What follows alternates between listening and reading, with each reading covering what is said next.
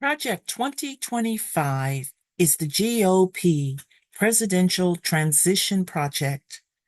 And tonight we want to talk about the effects on Black farmers from Project 2025. According to the United States Agricultural Census, it was reported there are only 22 farmers in Nebraska listed as Black or African American. On August 24, 2020, the Agricultural Census Bureau listed that Black farmers of any age make up only 45,508 producers out of the nearly 3.4 million total producers listed.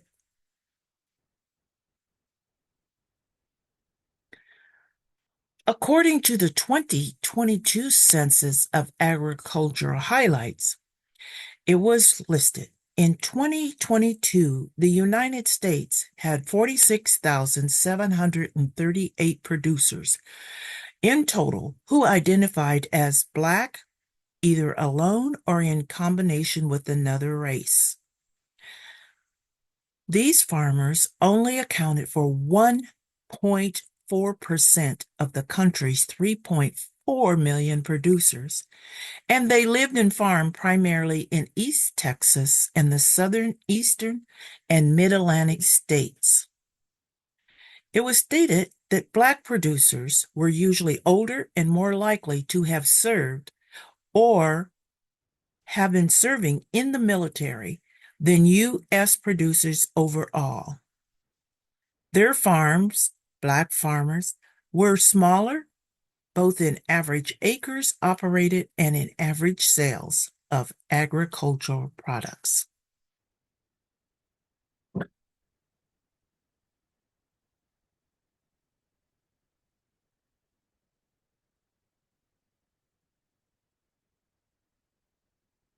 Political commentator and television host Joy Reid exposes the truth about the plot to erase diversity to Black farmers.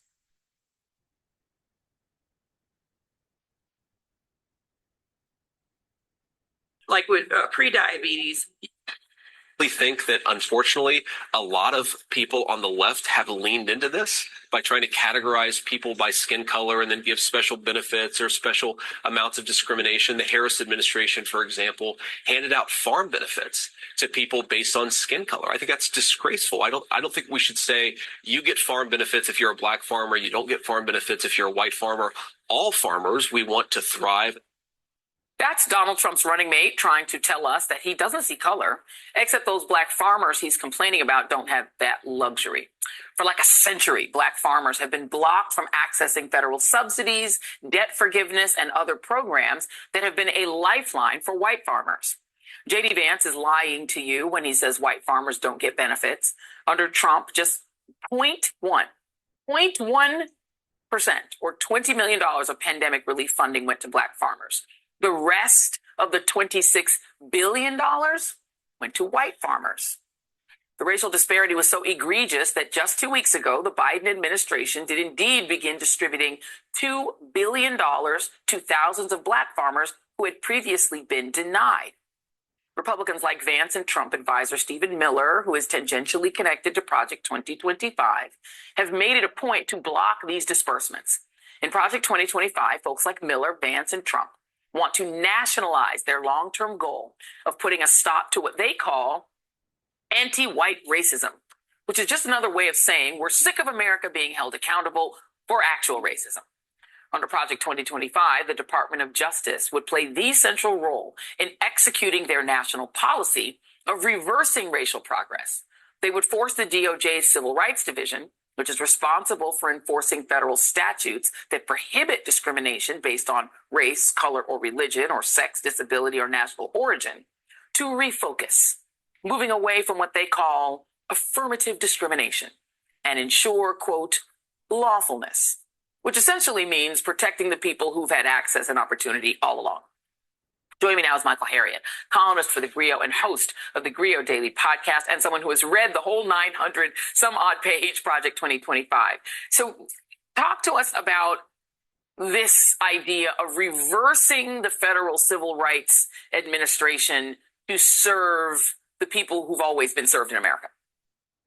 Yeah, so one of the things that Project 2025 wants to do, and I want to be clear about it because not only did I read the entire Project 2025, I read Agenda 47 and pointed out that Project 2025 is essentially a instruction manual for Agenda 47. So both things reflect these issues. And what they want to do is remove the Civil Rights Division of every federal department. People don't know that, the Department of Housing and Urban Development has a Civil Rights Department of Education. And so what they want to do is eliminate these, and they want to refocus on basically anti-white, anti-Christian, and that's the important part, anti-Christian discrimination. So, for instance, if you allow your employers allow their employees to have insurance that allows them access to abortion or reproductive health care. That is discrimination against Christians in under Project 2025. And there's a whole litany of anti-LGBTQ, anti-Black, anti-everything but white Christians sprinkled throughout Project 2025. And so the idea, I guess, basically is that the federal government's role, which has been corrective in the 20th century, trying to shore up the rights of Black folks, brown folks, LGBTQ people, women, they're saying, no, that's wrong. We have to go back to having the federal government serve only white Christians, or at least to make them, give them preference or give them preferential treatment.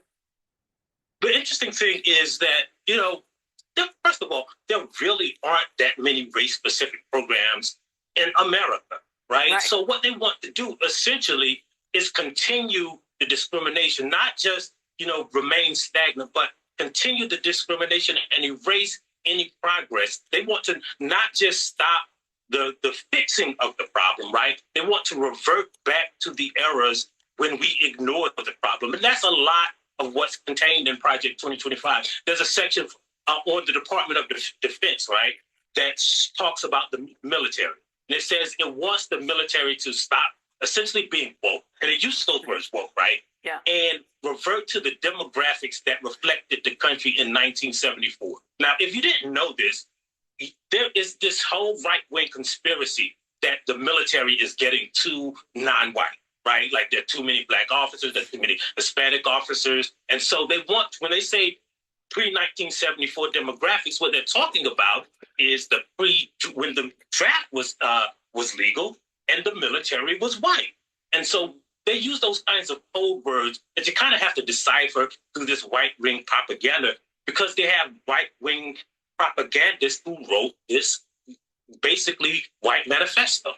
Yeah, let's play JD Vance, who's on the side of all of this. And here he is talking about the Civil Rights Act. And if you understand what the Civil Rights Act was aiming to do and then what it did, and you compare them, it's kind of insane when you actually just put it in like, when I realized this, the light bulb went off. This is what I realized. The United States passed a law that said you're not allowed to discriminate against people based on the color of their skin. And the bureaucracy that was set up to enforce that law has forced private and public sector entities to discriminate against people based on the color of their skin.